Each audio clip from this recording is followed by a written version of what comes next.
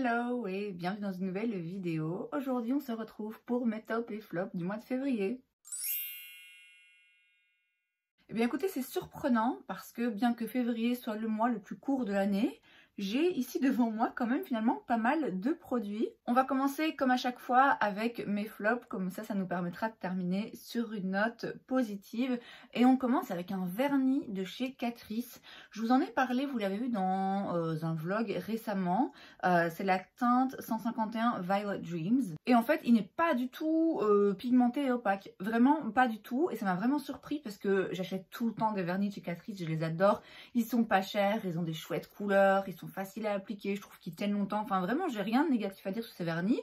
Mais cette couleur, ça va pas du tout. Alors, ils ont des gammes sheer qui sont donc un petit peu plus transparents et c'est le but. Mais là non, c'est leur gamme classique. Pour autant, le vernis, je lui en mettre 3 couches. Et même avec 3 couches, non, vraiment un flop inattendu pour le coup. On reste chez Catrice, je vous préviens, ils vont en prendre un peu pour leur grade dans cette vidéo. Ils m'ont vraiment pas convaincue récemment, notamment avec le Brafix Soap Stick. Ça fait un moment qu'il est dans mes réserves que je devais le tester. C'est donc une petite cire comme ça sous forme de stick pour faire tenir les sourcils. Non. Alors, c'est pas ni pratique ni agréable à utiliser, ce n'est pas un joli fini et ce n'est pas un résultat convaincant et efficace. Ça ne tient pas les sourcils, ça se voit, enfin voilà, ça ne fait rien de ce que je veux qu'un produit pour faire tenir les sourcils fasse et ça fait tout ce que je veux qu'il ne fasse pas, c'est-à-dire comme je vous dis, ça fait des petits résidus, ça se voit. Ce n'est pas efficace, pas joli. Je m'en doutais un petit peu, très franchement, en voyant le produit, je m'étais dit sûr ça va pas marcher.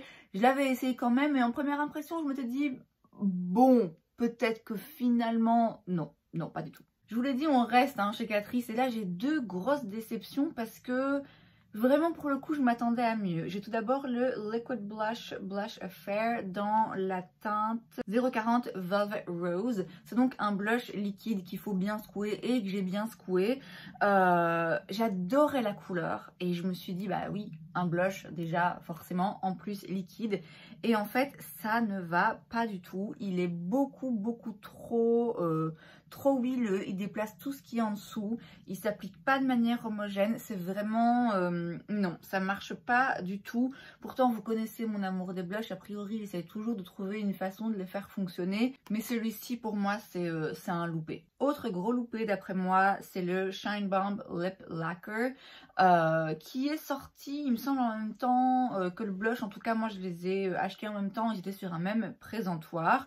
J'ai la teinte 010 French Silk. Encore une fois, la teinte vraiment j'adore. Mais non, pour moi ça va pas du tout. C'est donc censé être un rouge à lèvres liquide mais avec un fini plutôt brillant.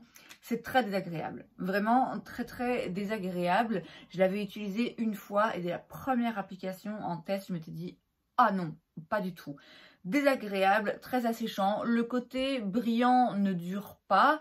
Bon alors ça ma foi, vous allez me dire, c'est un peu logique et c'est pas encore trop grave. Mais le problème c'est que du coup c'est vraiment très désagréable. Et je me suis dit, j'ai voulu le réessayer une deuxième fois en me disant je vais en mettre vraiment juste un tout petit peu et l'étaler au doigt pour voir si du coup c'est un petit peu mieux comme ça.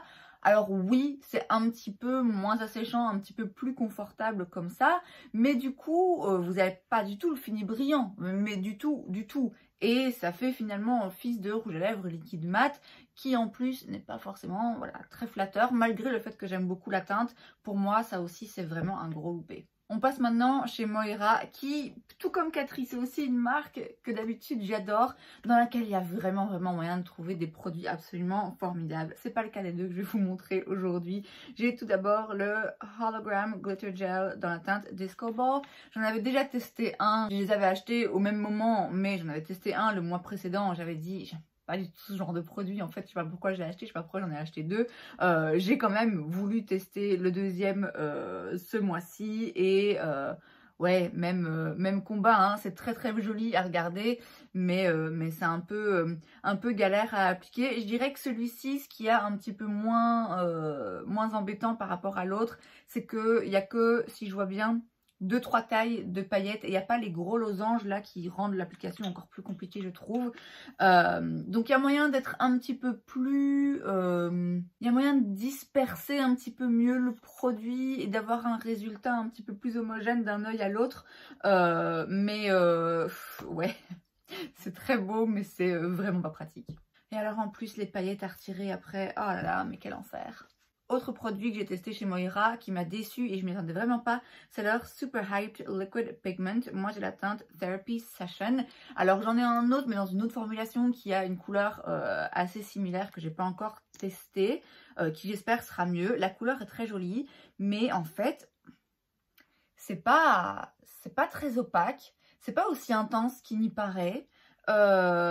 C'est très fin, certes, c'est très fin sur la paupière mais...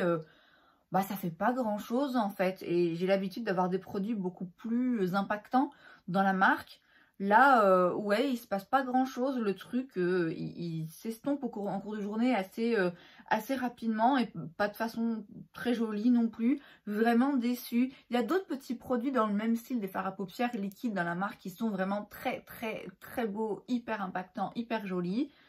Celui-ci, vraiment, il est complètement tombé à plat. On sort un petit peu du négatif et on passe au top. Et écoutez, franchement, il y a vraiment pas mal de produits. Alors, il y en a que je mets maintenant dans les tops, mais qui sont pas forcément... Oh mon dieu, le meilleur maquillage que j'ai découvert de toute ma vie ou même de toute l'année, vous voyez, mais c'est vraiment des produits que j'ai testés ce mois et vers lesquels je suis revenue un petit peu sans cesse.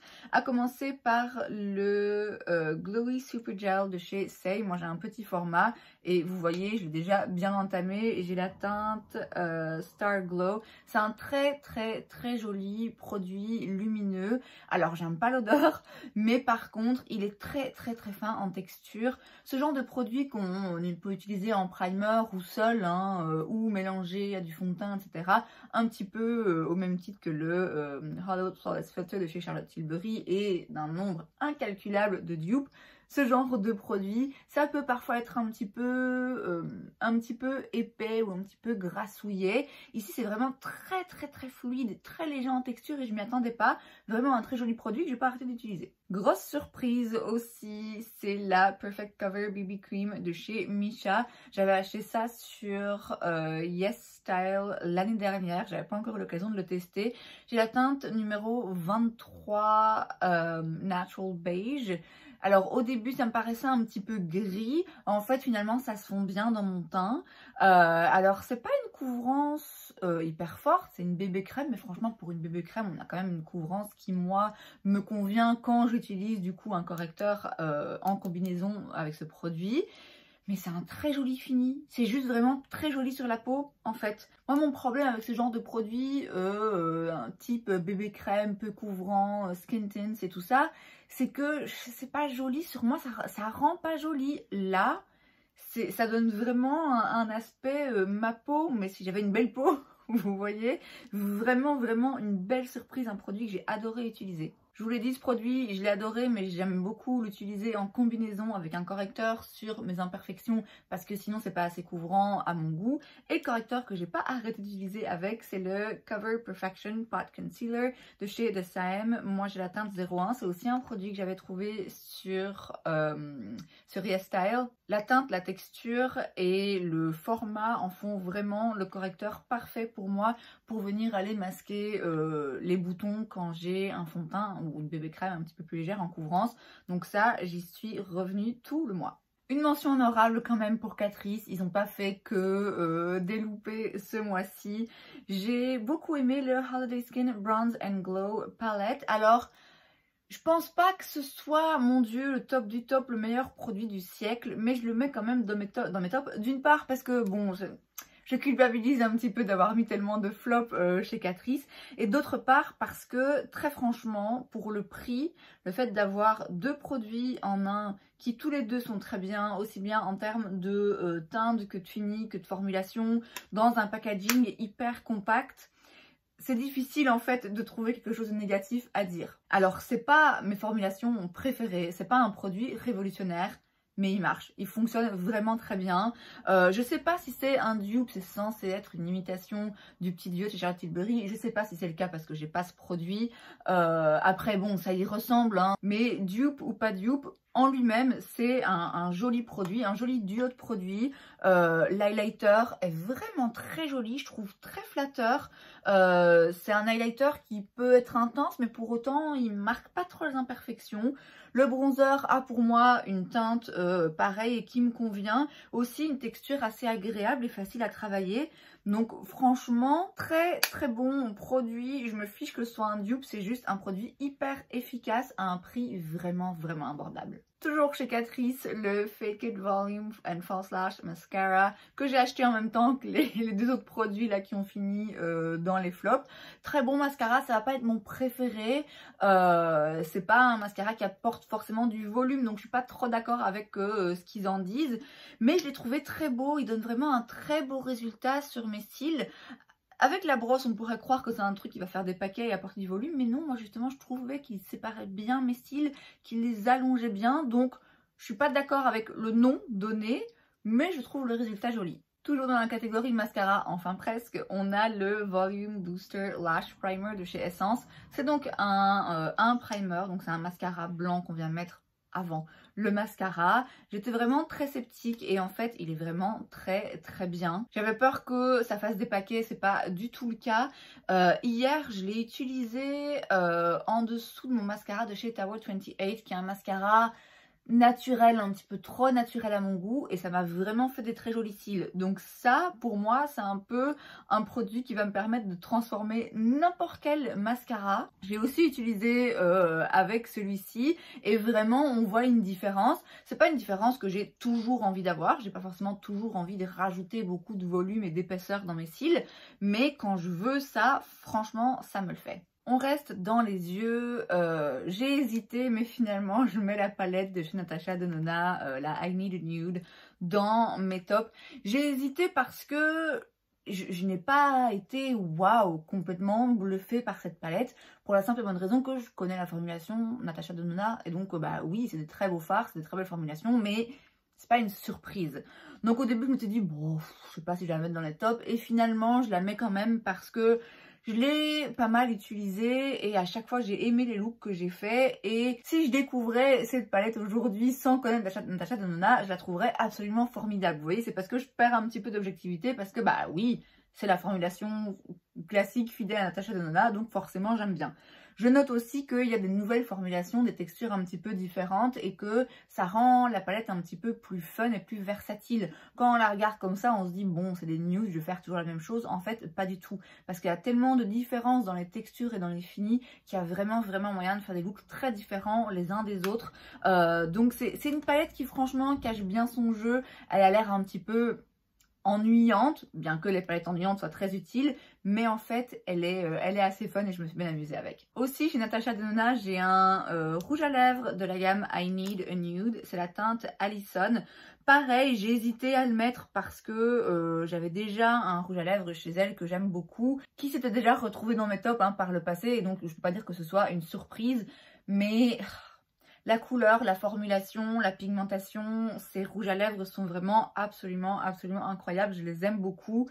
Je l'ai quand même pas mal utilisé. Ça a été un petit peu un rouge à lèvres facile à utiliser. Vous voyez, où je sais que peu importe c'est quoi mon look, peu importe c'est quoi ma journée, je vais le mettre, ça va être joli, ça va rester joli. Donc c'est un peu une valeur sûre si vous voulez. Et enfin, un dernier top, une très bonne surprise. C'est un petit duo que j'ai ici de chez Kiko. J'ai tout d'abord le Smart Fusion Lip Pencil dans la teinte 34. C'est un crayon à tailler. C'est une très jolie teinte. Je les mets ensemble parce que c'est vraiment le combo des deux que j'aime beaucoup. Donc le crayon avec le gloss, c'est le 3D Hydro Lip Gloss dans la teinte 20. Et les deux ensemble donnent vraiment un très joli résultat. Tout à l'heure j'éditais un petit passage d'un vlog que vous aurez déjà vu et je me dis ah là là j'adore vraiment la couleur et le fini et le rendu sur mes lèvres et en fait c'était ce combo que j'avais. Donc vraiment très bonne surprise parce que jusqu'à présent Kiko m'avait pas convaincue. En plus c'est ma filleule qui me les a offerts donc il y a un petit attachement émotionnel au truc. Donc vraiment un très joli combo. Et c'est donc tout pour cette vidéo, j'espère que ça vous a plu. Si c'est le cas, n'hésitez pas à laisser un like. Vous pouvez aussi vous abonner à ma chaîne parce que c'est gratuit, donc pourquoi pas. Et moi, je vous vois la prochaine fois. Bye!